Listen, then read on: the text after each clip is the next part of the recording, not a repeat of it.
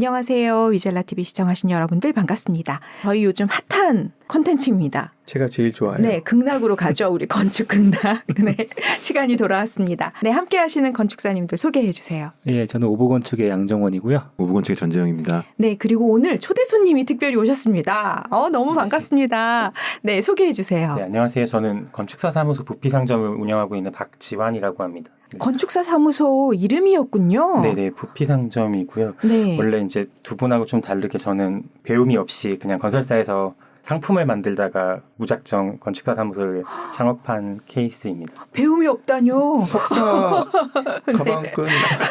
그런데다가 건설사에서 했던 것도 또 어떤 장르의 배움이잖아요. 예, 맞습니다. 근데 이제 전통적인 디자인 스튜디오에서 설계를 배우기보다는 네. 일반적으로 아파트라는 것들을 많이 상품 개발해왔던 거라 아마 디자인했던 기존의 이제 사람들과는 조금 다른 결을 갖고 있긴 합니다. 아, 그러네요. 자문위원은 저렇게 하고서 배움이 네. 없다고 얘기하시면 네. 도대체 저거는 그냥 명함에 한 줄이라 더 넣으려고 네, 필요하죠. 네네. 네. 이름 자체가 굉장히 철학적입니다. 부피상점. 철학적이기보다는 사실은 이제 간단합니다. 공간을 파는 거라서. 근데 공간하면 왠지 건축사 사무소들이 공간, 건축 이렇게 듣는 게 조금 식상하다 싶어서 부피를 팔겠다 해서 부피상점이고 아무 뜻 아닙니다.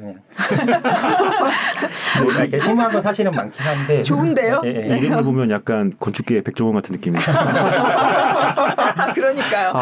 아니, 느낌이 되게 좋은데요? 네. 네. 그 혹시 방송을 보시는 분들이 좀 아이러니한 것들이 있을 수가 있어요. 지금 두 가지 토픽을 가지고 말씀을 드릴 건데 네. 아마 이분들의 생각들이 되게 많이 묻어날 거라는 생각이 들어요. 아마 이들의 이야기를 그대로 하는 걸 수도 있겠다는 생각도 들어요.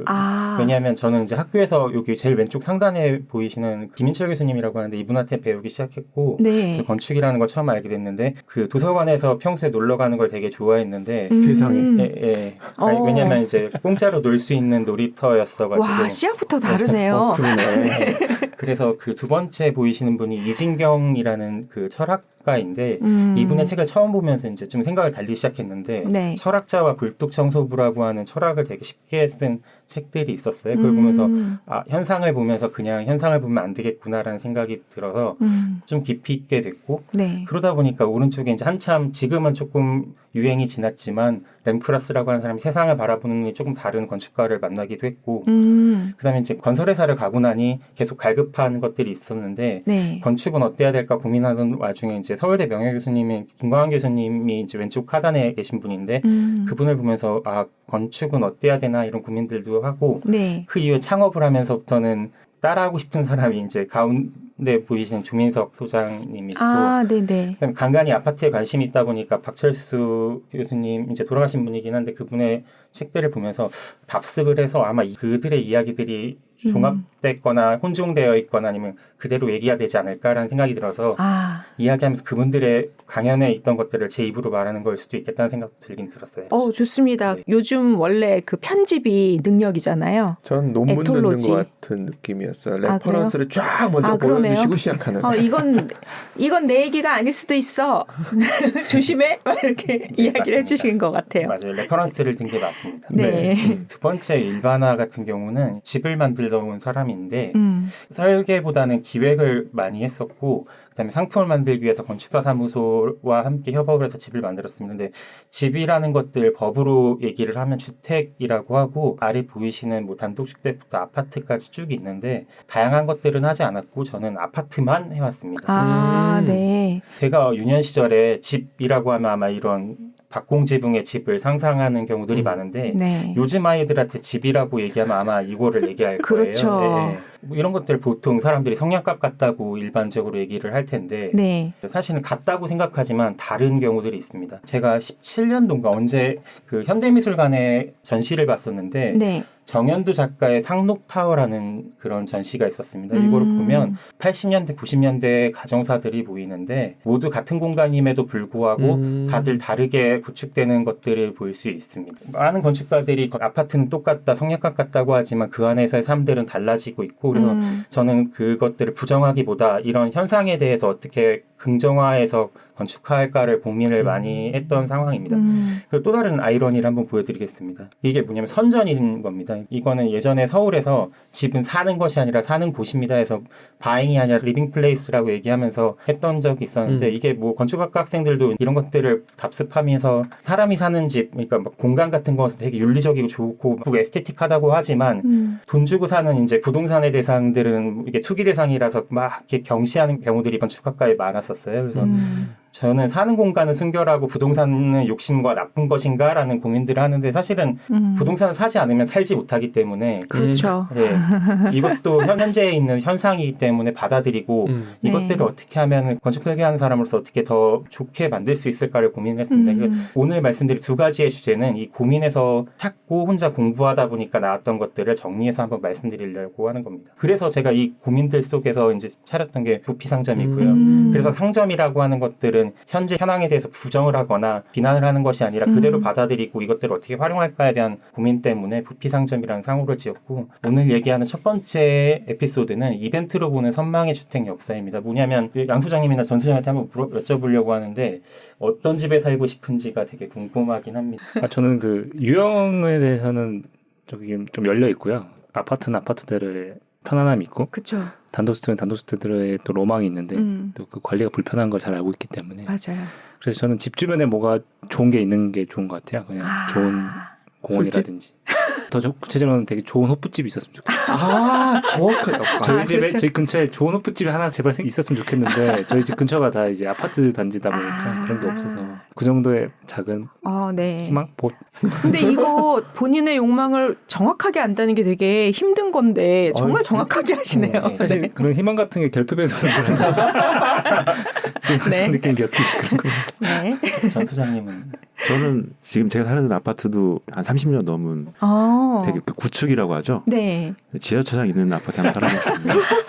맞네. 네. 0세대 아파트시군요. 주차장에서 네. 엘리베이터가 직접 연결이 되면 1세대라고 표현하더라고요. 맞아. 그걸. 마이너스 한 5세대 정도 그런 거잖아요. 비가 와서 내려갔는데 차가 뽀송뽀송한 상태. 네네네. 그러니까 눈비 왔을 때도 괜찮고 네. 뭐 그런 피디님은 어떤 집을? 이분이 지어주고 이분이 살라고 하는. 그게 지금 한창 꿈이세요? 설계 중인 그 집입니다. 네, 전 햇빛이 잘 드는 집을 좋아하고 앞에 거치는 게 없는 저희 집 두 분은 와보셨기 때문에 아시겠지만 앞에 뭐가 있는 걸 되게 싫어해요. 그래서 앞에 건물이 좀 잘라버리고 싶어하는 충동을 느끼는 늘 사람이어서 아파트지만 늘 외곽에 앞에 아무것도 없는 데를 살았거든요. 여태까지. 피디님이랑 진행해주신 진행자분께서는 집을 네. 지으시니까 네. 남다른 걸 말씀드리는데 어떤 사람들은 나는 갤러리아 폴이야. 나는 아크로 타워를 가고 싶어. 브랜드명을 말하는구나. 그런 분들도 계시고 그렇겠네요. 그게 네. 간편하네요. 뭐 네. 어떤 분들은 나는 뭐 그냥 땅콩 주택을 짓고 싶어 뭐 이런 것들이 드는데 이런 것들이 이제 난 어디에 살고 싶어라는 고민들을 우리가 해봤는가라는 고민에서 이제 시작됐던 건데 네.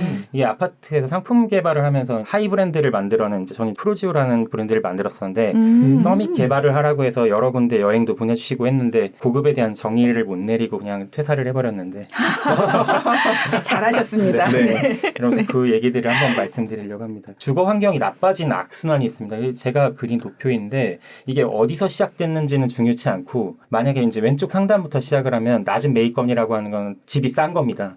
집이 쌀 경우에는 보통 투자자들이 몰리고 이것들을 많이 사서 나중에 재개발될 거라는 생각 때문에 많이 사면은 이제 임차율이 높아집니다. 그럼 임차를 하는 데는 대부분 매입한 사람보다 이제 저소득층이 많은 경우들이 있습니다. 그러다 보면 저소득층들이 많이 살다 보면 주택 소유자들은 대부분 임대를 주고 떠나게 되고 네. 그러다 보면 이제 자기 집 아니니까 안 가꾸는 형태가 그렇죠. 생기고 그러다 보면 주변에 집 앞에 있는 뭐 쓰레기를 치운다던가 이런 것들 안 하고 그다음에 행정복지센터 뭐 이런 거에 신고해서 뭐 잘못됐습니다 이렇게 잘 안 하다 보니까 근린의 가치들이 낮아지게 됩니다. 근데 그게 또 이제 낮은 매입권으로 다시 가격도 그렇죠. 싸지는 맞아요. 악순환이 되는데 이 악순환들이 이제 중주택 성능들이 계속 저하되고 주거 환경들이 악화되면서 싸지는 근데 이게 낮은 매입권에서 저는 말을 시작이 됐지만 오른쪽 상단에 있는 저소득층 거주에서 시작된다고 하면 그것도 똑같이 또 진행돼서 어디서 그렇죠. 시작돼도 이런 모습들이 보여서 이런 것들이 나쁜 거구나라는 생각이 들었었습니다. 근데 우리는 이런 것들을 보면서 저급을 알아보는 본능들은 있습니다. 근데 맞아요.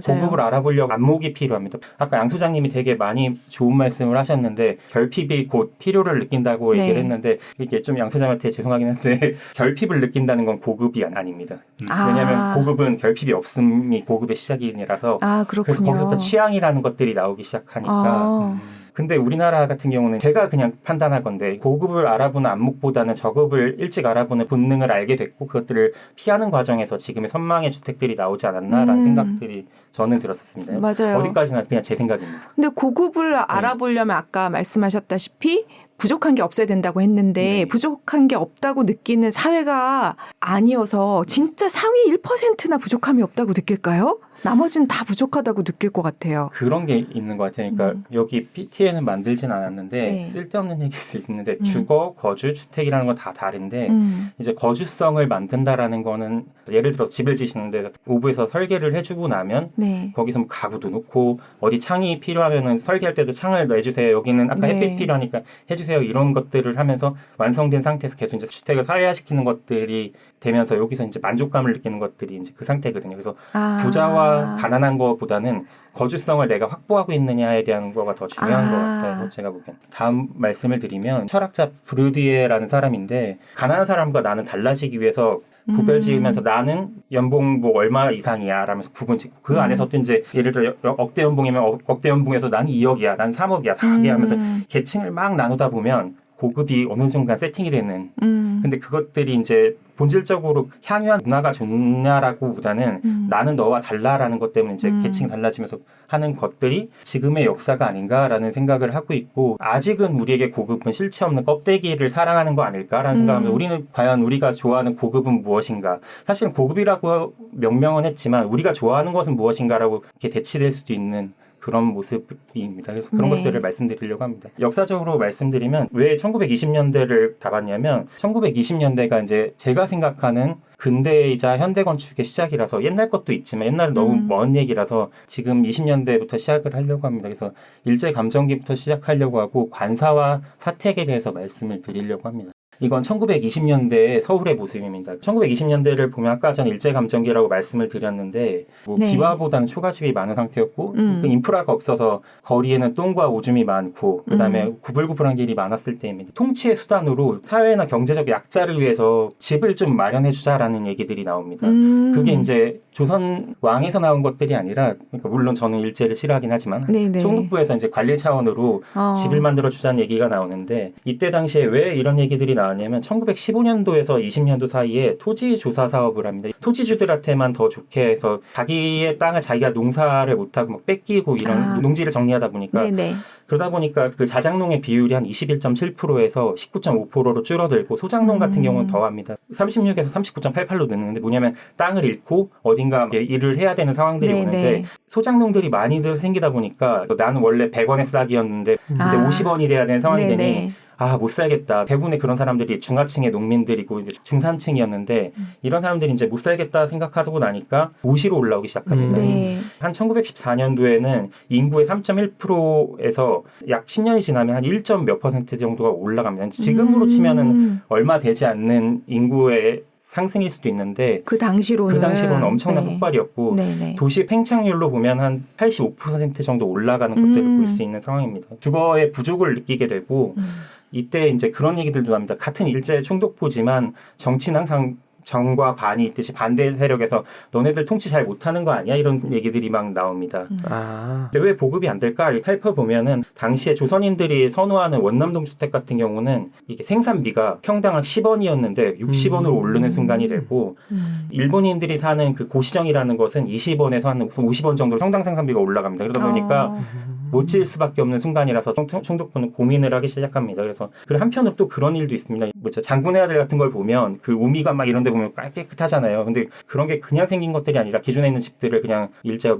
싹 몰아다 보니까 밀어버리고 전면에는 예쁜 집들이 있고 거기 살던 사람들은 어디론가 가야 되는 순간이고 그래서 어디로 가야 될지 모르는 상황이 이제 주거 불안정들이 이제 사회를 동요시키기 시작합니다. 물론 독립에 대한 스물스물은 있었겠지만 이제 드라이한 얘기로 주택에 대한 얘기들만 말씀드리면 아까 말씀드린 통치의 유효성에 대해서 막 반대도 시작되고 그래서 사람들이 이제 임대에 많이 살게 되면서 과도한 주거비를 내면서 내가 언제까지 이렇게 살아야 되나 막 두려움이 생기고 집이 있는 사람과 없는 사람의 이제 갈등들도 생기기 시작합니다. 그래서 결국에는 비싼 돈에도 불구하고 조선총독부 같은 경우는 공영주택을 지으려고 합니다. 그래서 지금 상암동에 남아있는 이런 관사 같은 건데요. 이런 형태의 집들을 지으려고 합니다. 근데 양적으로 아까 말씀드렸듯이 너무 비싼 그 건축비 때문에 턱없이 적었습니다. 그래서 이름은 부영, 민영 이런 식으로 공공의 이름으로 이제 집을 짓기 시작했는데 실질적으로는 조선 주민들까지는 집이 안 만들어졌고 일본에서 넘어온 사람들을 이주한 사람들에 한해서 보급되는 순간들이 옵니다. 이 순간에 보면은 집들이 이제 일본 사람이 사는 집이니까 당연히 일본식으로 지었을 텐데 그러니까 지배층과 피지배층의 건축 유형이 생기면 아까 봤던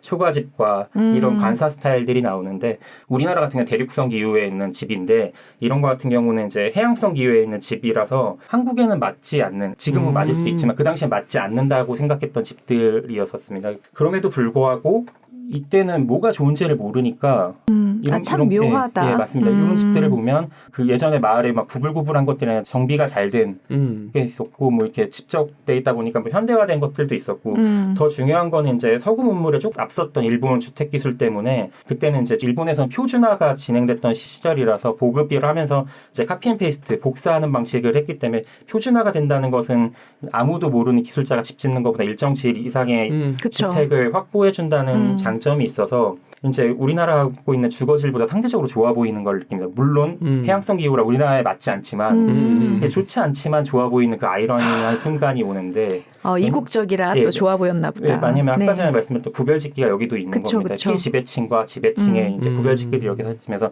계급의 차이가 하려고 하는 집에도 이제 투영되기 시작하는데 물론 제 주장입니다. 아닐 수도 있는데. 네. 1910년도에 이제 더 나쁜 일들이 생깁니다. 이제 수급비 불균형되다 보니까 어딘가 사람들은 도시로 계속 올라와서 살아야 되는데 살 곳이 없다 보니까 도시 한옥들이 3칸, 4칸 이렇게 만들었는데 이제 온도를 한 칸만 만들어서 거기서 이제 때려서 사람들이 하기 시작한 거다 보니까 그 조선 사람들의 가옥은 더 초라해집니다. 왜냐하면 지금 있는 집 대비 마당도 없고 한 칸에서 살아보다 보니까 그 의식적으로는 조선의 집은 후진 거, 일본의 가옥은 멋진 거 이런 식의 분위기가 나올 수밖에 없는 상황들이 돼서 선망의 주택으로 일본의 가옥들을 되게 좋아하게 되는 그런 모습들을 보입니다. 이런 것들이 제가 생각하는 선망의 내가 좋은지 안 좋은지도 모르고 생각했던 선망의 역사의 첫 번째라고 보고 있습니다.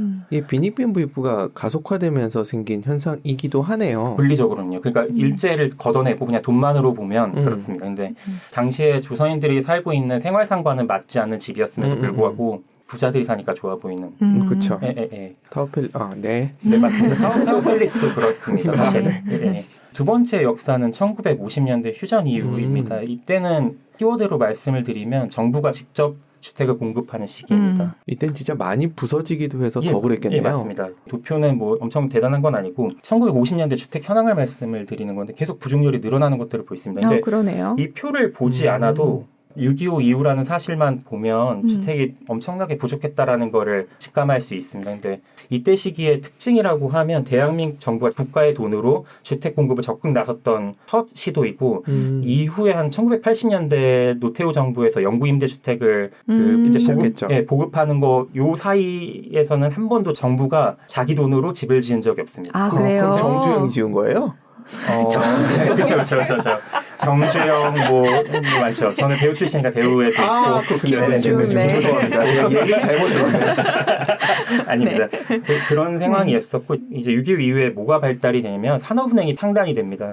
산업은행이 창단이 되면서 정책 자금으로 주택 금융을 담당하게 되는데 이때 이제 융자를 내서 지금 LH 과거 전신 주택공사인 대한주택영단하고 지방자치단체한테 이제 돈을 빌려줍니다. 그래서 재건주택 복구주택, 메인주택들을 이제 만들기 시작하는데 요거는 이제 웅크라라고 하는 건데 유나이티드 네이션 어쩌고저쩌고 하는 요거인데 그때 ICA, 웅크라, 재건, 희망, 부흥 이런 주택들이 나왔는데 요게 뭐냐면 보급하는 사람들의 이름을 땄거나 예를 들어 부흥시키고 싶어라고 했을 때 희망을 따서 부흥주택, 재건주택 이런 식으로 됐었습니다. 그래서 협력체를 ICA라고 불렀고 그래서 거기서 제공했기 때문에 ICA 주택이라고 했고 이건 51년도였었는데 유엔 한국재건위원단에서 이제 한국의 집을 지어주자라고 해가지고 지어진 것들이 웅크라이고 이 웅크라에서 지어진 주택을 웅크라라고 보통 불렀었습니다. 예쁜가? 요런 주로 이런 형태였었고 1950년도 중반 이후에는 우리나라 주거 문화에서 되게 중요한 시기입니다. 왜냐하면 현대로 넘어오는 시기입니다. 초가집에 콘크리트로 짓는 것들이 되는 시기였는데 더 중요한 거는 이제 양쪽에 보이시는 좋은 건축가분들처럼 네. 이때는 근대식 교육을 받은 건축가들이 집을 짓기 시작합니다. 예전에는 아무도 모르는 기술자들이 그냥 김씨 집 지어줘 하면 지어줬었는데 그런 게 아니라 이제 근대 주거를 만들면서 최초의 이제 주거지를 조성하는 점에서도 되게 의의가 있는 시대이긴 합니다. 그래서 지금은 아파트 단지가 모든 주거의 스테레오 타입 전형을 보여주지만 이때는 이런 것들이 전형이 되어 있어서 사실은 이것도 가능성이 있는 주거 타입이긴 합니다. 지금은 아파트로 강요받지만 새로운 타입들도 있겠다라는 이거 딱 그거 같아요. 요즘 타운하우스촌 중에 다닥다닥 붙어 있는 데들 있거든요. 예, 맞습니다. 약간 그런 느낌? 맞습니다. 아마 이 시대의 역사들이 근데 제가 막 찾다 보면은 생각보다 많이 없는 상황이라서 저는 이런 사진들 보고선 추측하는 정도로 이제 하기 때문에 여긴 거짓말이 많습니다. 아하. 언론을 네. 언론을 보고 몇 가지의 사진과 단서들을 보고 제가 조합해서 추측하는 것들이 많기 때문에 맞아요.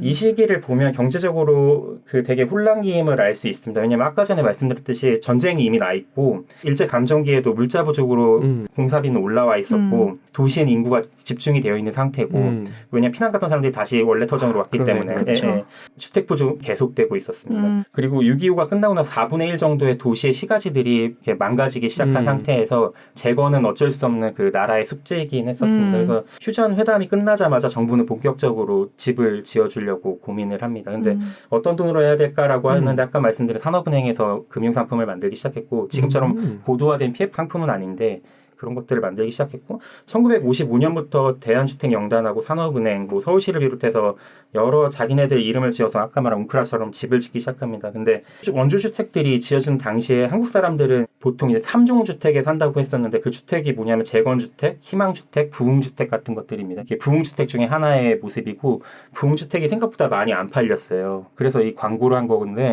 왜 안 팔리죠? 왜 안 팔렸는지 비싸서? 말씀을 드리면 네. 재건주택 같은 경우는 원주 자금을 바탕으로 하는데 직접 원조를 해주는 것도 있긴 하지만 입주자 공사비 20%를 내야 됐었고 나머지는 5년에서 10년을 이제 걸쳐서 상환하는 방식으로 하는 거였고 네. 그 재건주택의 규모는 보통 9평이었습니다. 왜 9평으로 잡았냐면 그때 유엔 세계주택 통계에서 낸 최소주택이 6평이었는데 거기다 50%를 더 우리는 늘려서 지을 거야. 우리는 좋은 집을 만들 거야 라고 해서 9평의 집을 만들게 요즘 됩니다. 원룸 사이즈네. 30평과 비슷한 그 애매한 숫자군요. 이게. 네. 근데 이 9평이 사실은 지금 보면 적게 되지만 그때 당시 아까 한 칸이라는 집을 말씀드렸잖아요. 그러면 이제 주머니 사정을 보면 그렇게 작은 집은 아니고 엄청 고급 주택입니다, 사실. 그러네요. 생각해 보니까 어릴 때 온 가족이 다 한 방에서 잤어요. 예, 맞습니다. 저는 그 세대는 아니긴 하지만. 죄송합니다. 네, 조심하세요. 조심하셔야 됩니다. 네. 죄송해요. 네. 그래서 이 그림에서 보면 코주구 씨는 뭐 마당에서 되게 아름답게 그러니까. 사는 아까 전에 보여드렸던 그 관사주택도 비슷하고 막 이런 모습들을 볼 수 있습니다. 근데 이 9평 주택을 당시에 엔겔지수로 보면 한 4급 공무원이 살 수 있는 생활 수준의 집이었다고 합니다. 그러다 보니까 입주는 어떻게든 했는데 남의 돈을 빌려가지고 근데 상환하기가 되게 어려워서 입주자들이 불평이 되게 많았다고 하더라고요. 네네. 그래서 그 이렇게 되게 높은 수준의 집이라 실제로 못 들어갔기 때문에 이렇게 분양 광고들을 계속했는데 못 들어가니까 또 갖고 싶은 사람의 심리라 그때 당시에 이런 얘기했어요. 9평의 꿈이라는 얘기들이 막 있었고 그래서 이제 현실은 여기서 못 살지만 나는 9평에 갈 거야 이런 생각들이 들면서 다시금 보여드렸던 그 집에 대해서 선망의 대상이 되고 저런 관사, 부영주택, 재건주택에 나는 가고 싶어 이런 생각이 시작하는데 그 사람들이 여기 살아보지도 않았는데 좋아지는 거죠. 그러니까 그치. 맞아요. 살아보면 기분. 네. 그러니까 살아보면 그냥 일상이 되는데 네. 살지 못했을 때 참 네. 아름답게 합니다. 네. 저는 그렇게 생각하지 않고요. 네. 이런 그 부영주택 말고도 희망주택이라고 있었는데 희망주택도 역시 9평을 따라서 지었고 근데 9평의 꿈들을 계속 부추깁니다. 그러니까 뭐냐면 소비자 중심보다는 공급자 중심의 주택을 만들기 시작하는 건데 그러다 보니까 개인의 요구보다는 공급자들이 너네들은 여기서 사는 게 부자야. 여기서 사는 게 너네들은 잘 사는 거. 왜냐하면 저기 보면 문화촌이라고 하는 것도 너네들 여기 살아야지 문화가 있는 사람들의 집이야. 그때부터 키워드가 문화가 있었네요. 네. 그래서 이런 것들이 주로 어디에 지어지냐면 1954년도까지 휘경동, 회기동, 창천동, 정릉동, 홍제동 이런 부분에 집중해서 짓게 됩니다. 저 네. 문화촌이 그 상명대에서 내려오는 그 맞습니다. 길 맞죠? 홍제동 거쪽입니다. 오. 이것들을 조금 더 자세히 말씀드리면 계속 자세히 말씀드리긴 하지만 그 처음으로 이제 일본 방식에서 벗어난 미국 방식의 주택 보급을 했는데 여기에 재밌는 것들은 왼쪽 상단에 보면 화장실이 있습니다. 그러네. 이런 것들은 서양식은 아니고 당시에 이제 일본의 방식들을 차용한 것들이 일부 남아 있는 것들을 볼 수가 있고요. 근데 여기서 보면 저기 유아실이라는 게 보여요. 아동방, 온돌 왼쪽 아래. 그다음에 테라스라는 게 있어요. 근데 우리나라에선 유아방이라는 게 따로 없었고 테라스도 없었던 순간인데 이런 것들이 이제 서양 생활 방식을 그대로 차용해 온 것들을 볼 수 있습니다. 이 조합은 저희가 막 필요에 있어서 만들어졌다기보다 이제 외국에서 온 것들을 그대로 차용해 왔기 때문에 실질적으로 아동방하고 테라스를 어떻게 쓰는지도 잘 몰랐을 거라는 생각도 듭니다. 실제 우리의 삶과 다르지만 또 다시 선망의 주택으로 이런 게 좋은 주택이야라고 하는 강요와 암묵적인 가스라이팅을 당하기 시작합니다. 저 온돌방 다음에 부엌이 있는 것도 되게 신기하네요. 저기가 일해주시는 분이 제가 봤을 때 저기가 식탁이 놓였을 것 같은 느낌인데 다이닝 룸이다. 그것도 있긴 한데 저 네. 부엌은 우리 집마다 달랐지만 네. 옛날 저희 아궁이 있었던 것처럼 5개인 데도 있었고 바닥이 지금 저긴 실내로 되어 있긴 한데 그런 데도 아직 남아있다고 하긴 합니다. 그래서 네네. 실내 온돌방들을 쭉 갈고 맨 마지막에 이제 5개로 갈 수도 있고 그래서 이렇게 혼종됐던 모습들인데 서양과 일본과 우리나라 모습들이 섞여 있는 그런 모습입니다. 그래서 흔히 옛날에 유치한 얘기로 마루는 뭐 마당이다 막 이런 얘기했던 것들도 저는 믿진 않지만 과언은 아니라고 하는 게 형태들이 이제 채들이 앉혀 있는 거랑도 유사한 모습들을 보이면서 그런 모습들이 보입니다. 진짜 섞인 모양이네요. 네네네. 그리고 화장실 변기가 따로 쪼그려 있죠. 앉는. 그렇죠. 네. 수세식이 있을 일은 없잖아요. 수세식일 거예요. 근데 쪼그려 앉는 형태지. 그렇지 않을까요? 이때는 수세식 없던 걸로 알고 있고 그래요? 수세식은 좀 이따 말씀을 드릴 건데 알겠습니다.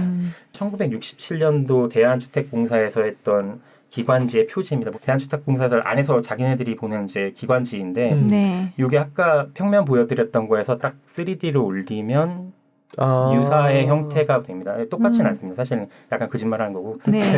약간 외형으로는 비슷한데 이때 보면은 이제 쓰지 않는 테라스와 썬룸은 서구식 생활을 이제 보여주고 이것들이 이제 중산층의 상징처럼 보이는 그래서 이래야지 이제 우리는 미래에 깨끗한 사람이고 어느 정도 돈 버는 사람이야라는 것들이 투영되는 모습을 보일 수 있습니다. 그리고 하나만 여담인데 말씀을 드리면 이때 만들어졌던 벽돌의 기계들은 남아공에서 수입해왔던 기계들을 사용했었습니다. 근데 지금 우리가 아프리카 생각하면 가난한 뭐 남아공 잘 살지만 아프리카 못 산다고 하지만 이때는 아프리카의 원조를 받았던 조금 그렇죠. 맞습니다. 우리가 그랬었죠. 많이 발전됐다라는 거를 우리는 느낄 수 있습니다. 그럼에도 불구하고 이걸 보여드리려고 하는 것들은 그 부흥주택 막 이런 거 많았지만 실제는 그 웅크라 주택과 뭐 초가집, 그러니까 초가집이 더 많았다라는 걸 말씀드리고 싶어요. 그러니까 선망의 대상은 일부고 실제는 우리 삶은 저렇게 있었다라는 걸 말씀드리려고 하고 보여준 겁니다. 이게 강남에 개발이 한참 될 때 한신 아파트 사이에 쓰러져가는 판잣집들이 중간중간 박혀 있고 그랬었거든요. 그 느낌이네요. 유명한 사진 중에 강남에 아파트가 있는데 그 앞에서 소를 끌고 있는 사진도 되게 유명한 사진도 있거든요. 제가 그 옆으로 학교를 다녔었기 때문에.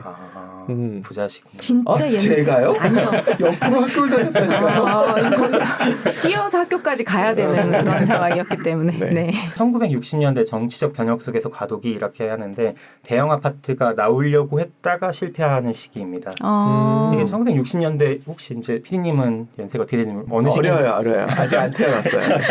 뭘 거짓말하시면 고립고개를 아십니까?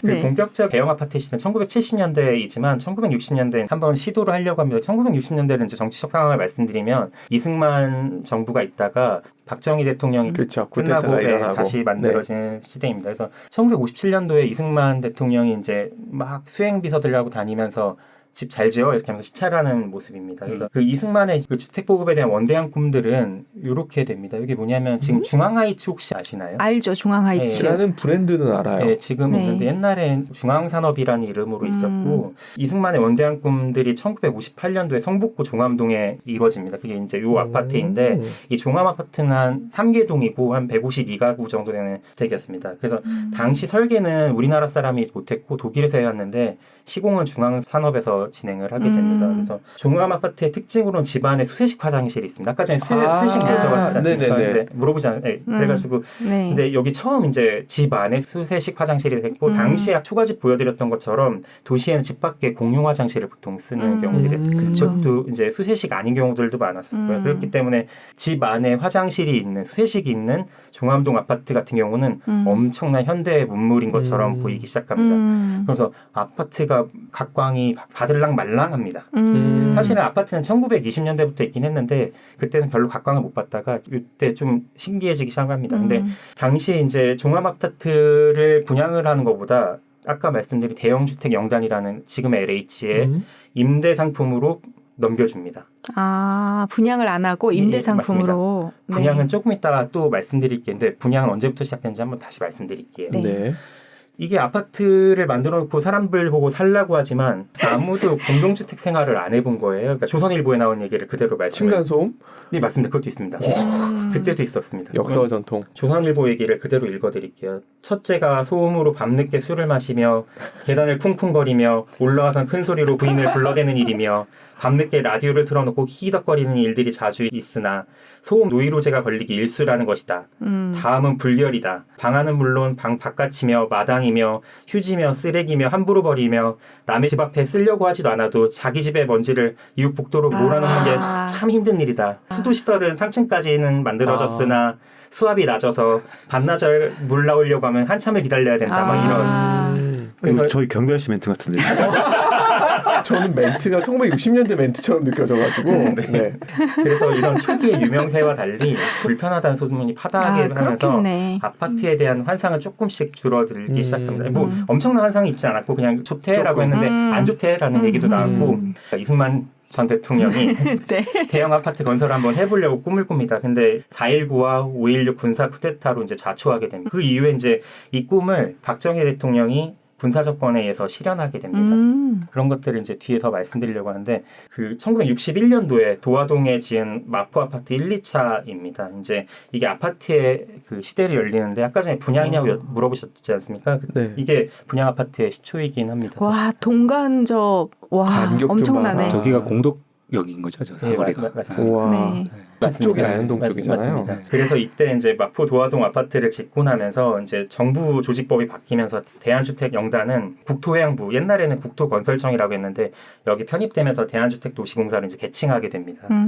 그래서 여기서 이제 재밌는 것들은 이승만 대통령과 박정희 대통령의 큰 방향의 차이를 보입니다. 뭐냐면 이승만 대통령 같은 경우는 공공의 자금으로 주택을 보급해야 된다는 주의였었는데 박정희 대통령 같은 경우 재정에 대한 부담 없이 민간을 참여시키고 입주민의 선납금을 받아서 지으면 빨리 지어질 거야 라는 생각 때문에 아까 말씀드렸던 이승만 대통령에서 80년대 노태우 사이에 공공에서 보급했던 집이 없다는 건 이런 기조에서 흘러나와서 거기서 단절된 겁니다. 나쁘게 얘기하면 날로 먹겠다는 거고 좋게 얘기하면은 자본주의를 도입하겠다. 예, 맞습니다. 그 자본주의는 두 번째 얘기 분양가 상한제 할 때 한번 다시 말씀드릴게요. 이게 또 첨예한 그 공식들이 있긴 죄송합니다. 하거든요. 너무 앞서가서. 아니, 아닙니다. 왜냐면 우등생이신 것 같아가지고. 죄송합니다. 이때는 이제 민간 시장을 하다 보니까 주택 시장들이 민간 시장으로 재편됐고 여기서 또 재밌는 거는 이제 마포 아파트의 특징인데 임대에서 분양으로 그다음에 단동짜리 도시형 건축에서 단지형으로 처음을 만들기 시작하고 아까 종암동 같은 경우는 독신자 숙소였다면 이제 가족형 평면으로 바뀌기 시작합니다. 그래서 뭐 4인 가족이 잘 살아야 되는 집을 만들려고 했던 순간들이고 마포 아파트 같은 경우는 대견해에서는 한국 건축 역사에서 되게 중요한 시기이고 더 자세한 얘기들이 중요한 것들이 많은데 오늘은 선망의 대상에 대한 것들만 하기 때문에 여기서 잠깐 줄이고 네. 다른 얘기를 말씀드리겠습니다. 사실 마포 아파트도 처음에 분양이 잘 안 됐다고 하더라고요. 이거는 이제 단독주택과 아파트 토지 경제성을 비교한 다이어그램인데 다이어그램이라면 도표인데 이 주변에 있는 이런 정도의 단독주택으로 너희에게 보급하려면 이만큼 땅이 필요한데 그것들을 마포 아파트에 놓으면 안에 공원도 있고 뭐 놀이터도 있고 되게 쾌적해라고 보여주는 겁니다. 그래서 마포 아파트 좋은 거야라고 하면서 이제 정부가 가스라이팅을 하기 시작합니다. 아파트는 그러네. 좋은 거야. 지금도 하는데. 여기서부터 이제 정부는 삶을 강요하는 듯이 이제 제가 느끼기에 보였고 강요하는 사람들은 10년 뒤인 이제 박정희 대통령 3선할 때 꽤나 성공했음을 보입니다. 뭐냐면 이게 박정희 대통령 선거 포스터인데 10년 전에는 막 논 끌고 막 이런 거 보여줬었는데 지금 오른쪽에 보이시는 거 보면 마포 아파트 공원에서 있는 모습들을 보입니다. 이게 이제 표를 얻고자 하는 사람들의 모습입니다. 그래서 이 사람들이 이제 행복한 생활이란 요런 거야. 풍요로운 결신이란 저런 거야. 이런 식으로 보여줍니다. 그래서 더 이상 황소의 목가적의 풍경은 선거의 대상이 아니라 이런 아파트 사는 사람들이 이제 선거에 표심을 얻기 위한 대상이 됐고 표심을 얻는다는 건 나라에서 되게 중요하다는 사람처럼 보였었을 거고 나도 저런 사람처럼 될 거야. 못 가진 사람들은 그런 고민들을 아마 했을 겁니다. 그래서 이런 것들이 이제 또 선망을 안 살아봤지만 많은 사람들이 안 살아왔을 거예요. 마포 아파트. 근데도 선망이 하게 되고 아파트가 좋은 건가 이런 고민들이 들 겁니다. 이제 1970년도에는 글을 보시면 아시겠지만 저 푸른 초원위에 그림 같은 집을 짓고라고 하면은 네. 그 남진의 노래죠. 남진의 네. 노래입니다. 그래서 이제 어디서 이런 걸 구하셨어요? 예, 저 푸른 초원위에 그림 같은 집을 짓고 뭐 사랑하는 님과 살아야 된다라고 하는 이게 뭐였냐면은 그런 겁니다. 그 경제 개발이 일어나다 보니까 열심히 하면 집을 지을 수 있습니다. 열심히 돈 벌 수 있고 요즘에 산포 세대도 많고 막 좌절한 시대가 많은데 이때는 내가 땀을 흘려서 국가와 가정 경제를 일으키는 것이 서민들의 목표였던 시절입니다. 그래서 집을 지으려고 했고 제가 말씀드린 오늘 불란서 2층 집이라고 하는 불란서라는 것들이 사실은 그때 프랑스식도 아니었는데 불란서식이라고 얘기를 했고 근데 그 약간 사대주의 같은 게 지금도 있습니다. 갤러리아 포레 하는데 포레 우리가 뭔지도 모르고 포레 부르고 그렇죠. 그 노원구 상계마들 뭐 빌리지 빌 이런 것도 사실은 모르지만 그냥 그때 좋아 보이는 거 그냥 다 갖다 붙이는 겁니다. 예, 예. 이런 모습들을 볼 수 있어요. 불란서 주택을 보여드리면 다음 같은 이런 사진인데 와 이거 이게 불란서 주택이에요? 예 맞습니다. 한참 근대 주택으로 이런데 많이 살았잖아요. 얼마 전에 한 분이 보여주셨던 것 같은데. 네, 그때 제가 다른 주택 소개해드리면서 여기 사진 맞아요. 이거 문화주택 선재는 맞아 문화주택. 덕선이네 집. 네, 맞습니다. 맞습니다. 집. 병봉이네 집 맞고요. 네. 그래서 이게 뭐 찾다 보니까 뭐 최규하 대통령 뭐그 집이었던가 막 이런 걸 연희동에 있는 거죠. 맞아요. 그래서 그거를 찾았고 이런 것들을 지금은 더 이상 이제 불란서식이라고 부르지 않습니다. 그냥 단독주택이라고 부르지. 네.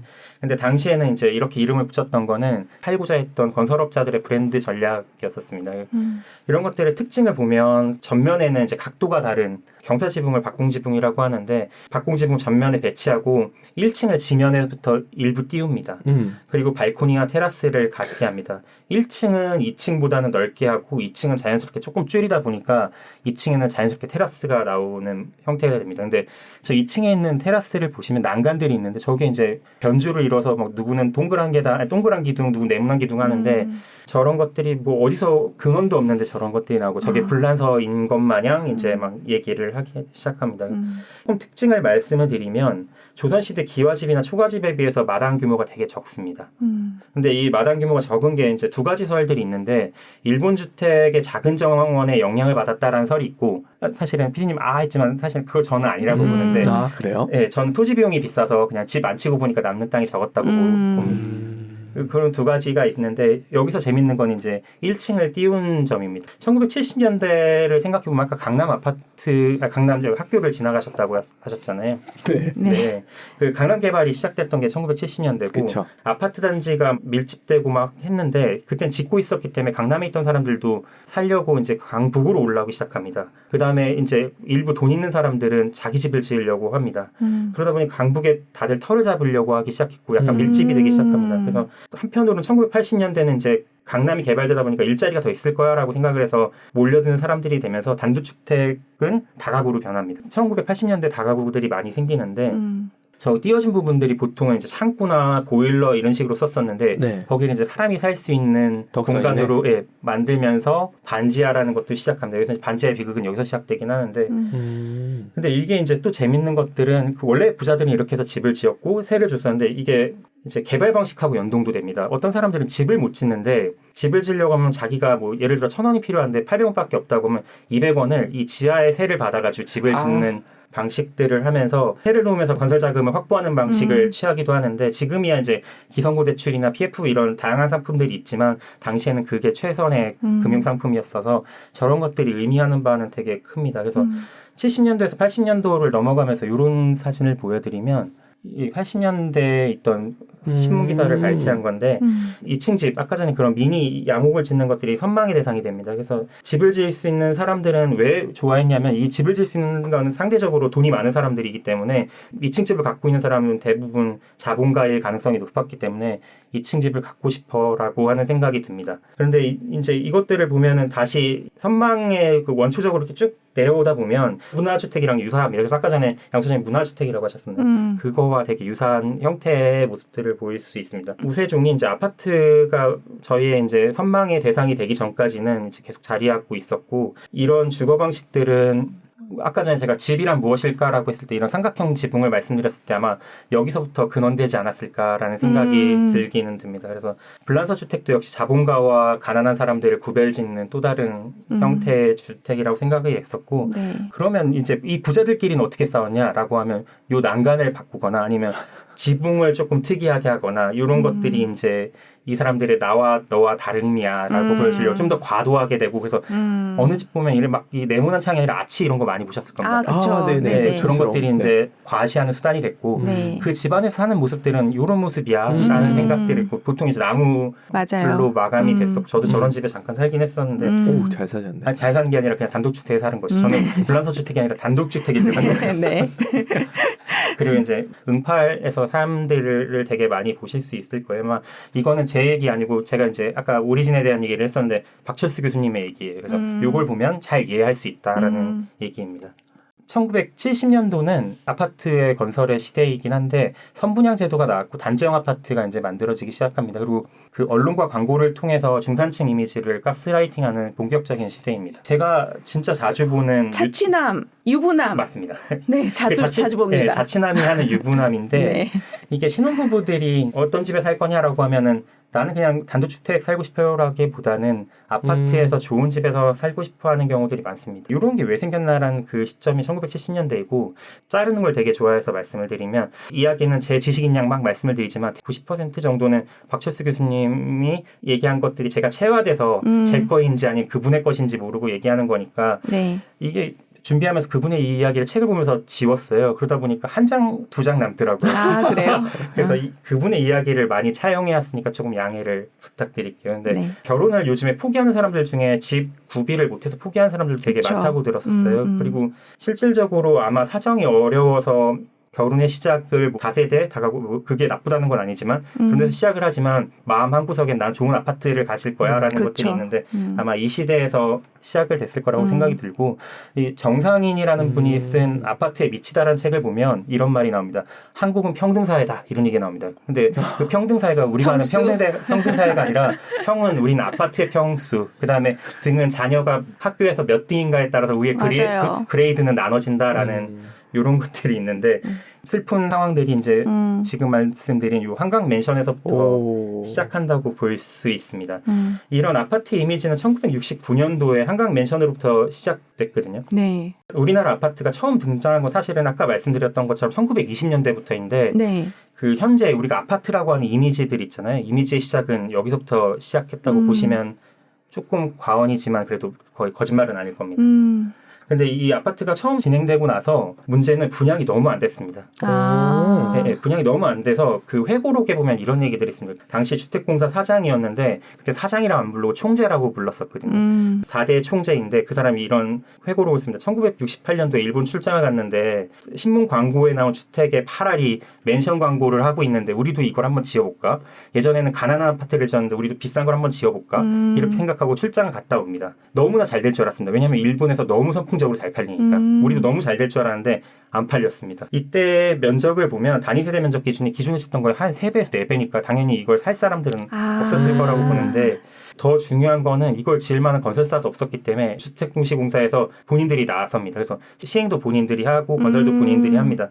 근데 이제 짓기 전에 그 마포 아파트에서 아까 말씀드렸던 게 뭐였냐면 선 분양을 하다 보니까 주민들의 돈을 걷잖아요. 그러니까 네. 초기 자금은 분양이 안 됐으니까 아직 못 진 상태에서의 투자금은 700세대를 짓는데 예상 규모가 당시의 돈으로 30억 원 정도였었는데 800만 원을 광고비로 쓰고 그다음에 나머지 200만 원을 32평짜리 모델하우스를 짓는데 씁니다. 근데도 안 팔렸어요. 그래서 30억 원 중에 1,000만 원이 진짜 적지 않은 돈이거든요. 이 정도 규모의 아파트에서. 근데도 이제 그래서 실제로 분양이 저조해서 당시에 이거를 담당했던 직원들한테 너네가 사 하면서 책임 분양을 시키기도 하고. 와, 좋았겠다. 근데 돈이 아니지. 없으니까. 그때 샀었어야 되는데. 그러니까 제 얘기가 그 얘기예요.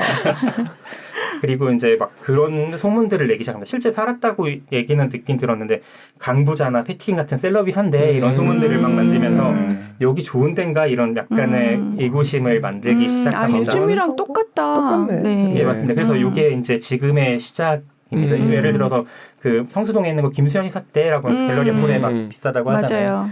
요거는 이제 아까 전에 보여드렸 마포 아파트 사진인데 아마 그 맨션의 유전자는 마포 아파트로부터 시작됐다고 저는 생각이 들고 단지 내 이제 놀이터와 공원이 이제 원래는 나라가 제공해야 되는 시설이거든요. 이제 단지 안으로 되다 보니까 단지 주민들의 자금으로 만들어지기 시작하면서 이제 나라에서는 만들어줄 의욕 이런 것들이 줄어들기 시작합니다. 이 이후에 사진 오늘 준비하진 않았지만 연희동에 소형주택이 있어요. 지금은 없지만 거기도 보면 아예 거기는 단지를 중정으로 배치해서 중정에 그 놀이터를 줘서 아무도 못 들어온 쾌적한 그런 쾌적하다고 하긴 좀 표현이 웃기긴 하지만 우리끼리의 놀이터. 예, 맞습니다. 그렇게 됐고 이런 식으로 반복되면서 이제 단지 내 시설과 단지 외의 시설들을 분리하기 시작하는 모습들을 볼 수 있습니다. 그래서 요곳을 보면 마포 아파트랑 유사하게 한강맨션도 이런 큰 놀이터를 볼 수 있습니다.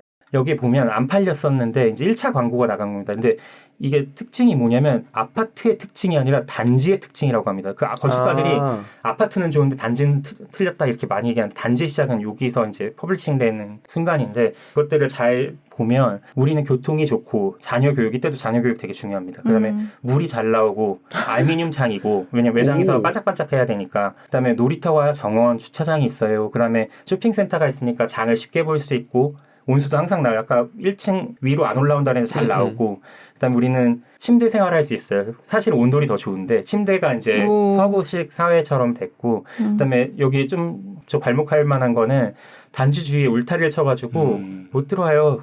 그걸 되게 자랑합니다. 근데 이게 되게 좋다고 하는 상황이 돼서 이게 이제 지금의 아파트의 뭐 표상처럼 이렇게 된 거 아닌가라고 되어 있습니다. 뒤로 보면 이런 것들이 있습니다. 1976년도에 이것도 그 주택공사 내부 잡지인데 이거 보시면 웃긴 게 있습니다. 보통 부잣집에 가면 러그가 깔려야 될 것 같잖아요. 서양 집에는. 근데 돗자리. 네, 근데 저 러그가 아니라 화문석이 깔린 겁니다. 네네. 그리고 이제 저 티테이블도 예, 맞습니다. 요즘 스타일이에요. 그런데 되게 웃긴 건 믹스매치. 테이블이 아니라 밥상입니다. 저거. 밥상. 그러니까요. 한국식 뭔가. 네, 맞습니다. 그리고 꽃꽂이는 했는데 그 앞에 재떨림이 있어서 아빠는 담배를 여기서 펴도 되는 공간이고 그다음에 더 웃긴 거는 창문 옆에 있는 에어컨 실외기. 에어컨 많이 없었는데 실외기가 있는 중산층을 보였고 더 웃긴 거는 저 테니스 채입니다. 맞아요. 트로피도 있고 테니스 채가 있는데 정구장이 있다는 걸 이제 간접적으로 보여주는. 정구장. 오래간만에 들어본 용어였습니다. 근데 이 76년도에 이런 과장된 지금 막 음악으로 치면 시티팝 같이 경제에 부응된 것들을 보여줄 수 있었던 것은 1976년도 되게 중요한 시기입니다. 뭐냐면 1차에서 3차 경제개발 5개년이 다 끝난 순간이어서 우리나라는 10%씩 매년 성장했을 때라 사람들이 열심히 일하면 이렇게 돼 있는 상황이라 그쵸. 이런 것들을 보급해도 살 수 있는 사람들이 되었고 그래서 중산층을 위한 집은 이런 거야 라고 하면서 선분양 산업을 계속했고 이런 것들로 안 팔렸지만 단지 내에 너네는 노력하면 수영을 할 수 있어 이런 것들을 보여줍니다. 진짜 수영장 있었어요? 예, 있었다고 합니다. 우와. 근데 더 웃긴 건 이런 겁니다. 그 해에 화질이 너무 안 좋은데 같은 해 타워호텔에 있는 수영장입니다. 주말에 호텔 수영장을 쓸 수 있는 사람이 생각보다 많았었던 거예요. 근데 이것들을 집에서 즐길 수 있다니 얼마나 고급주택처럼 보였을 거라는 생각이 듭니다. 이때는 즐길 여유가 됐으면 집도 됐었고 참고로 이즈음이요 우리나라 소득이 아직 5,000불이 1인당 소득이 5,000불이 넘지 않았던 시절이에요. 맞습니다. 박정희 정부 시대 이후에는 이런 수영장이 있느냐 없느냐로 고급 단지를 가르기도 했고 그래서 테니스장도 자랑을 했었습니다. 아까 테니스 라켓도 보셨듯이 법정으로 일부 기간은 정구장을 꼭 둬야 되는 법규도 잠깐 있었던 때도 있었어요. 그래야지 이제 주민공동시설이 다 된다고 해서. 그 다음에 이후에 조금씩 팔린 이유는 이제 미디어를 통해서 이런 모습들이 보여집니다. 광고할 때 배경이 됐구나. 네, 맞습니다. 네네. 맞습니다. 저 시범 아파트 같은데? 저거는 맨션이고 오른쪽에 시범인가 그랬던 것 같아요. 예, 이거 시범 아파트. 네.